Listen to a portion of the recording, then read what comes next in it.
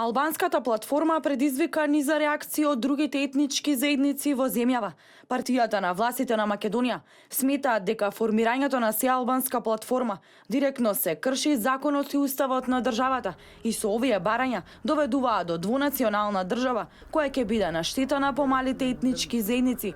Ова денес го истакна председателот на партијата на властите Мите Костов. Ова платформа задира директно во Уставот на Република Македонија и ваквите барања веќе ја отвора пандорината кутија кај што задира во етничките прашања и таква едни платформи доведува до бинационална или двунационална држава кај што на штета ќе биде на другите помали етнички заедници. Ние сметаме како партија на власти од Македонија дека доволно е Охридскиот рамковен договор, кај што таму се зацртани сите цели и задачи како тоа да се надменат согласно уставот и законите во Република Македонија. Во вчерашната реакција од Демократската партија на турците истакнаа дека со албанската платформа се ставаат во подредена положба останатите помали етнички заедници и сметаат дека Охридскиот рамковен договор е доволна рамка за унапредување на правата на сите етнички заедници. Демократската партија на турците на Македонија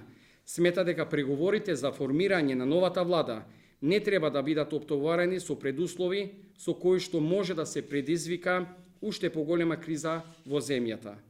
Доколку предвремените парламентарни избори, меѓу другото, беа спроведени за да се стави крај на политичката криза на земјата, Демократската партија на турците смета дека сите политички субјекти треба да се однесуваат одговорно и во склоп со државните интереси на Република Македонија, која е наша заедничка држава, се со цел да се стави крај на политичката криза во земјата.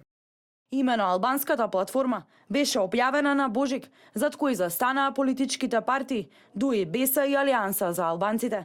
По објавувањето на платформата, ДУИ излезе со 3 клучни услови за преговори за состав на влада, пошто ВМРО, ДПМН и ДУИ заземаа спротивставени ставови околу 2 од 3 барања.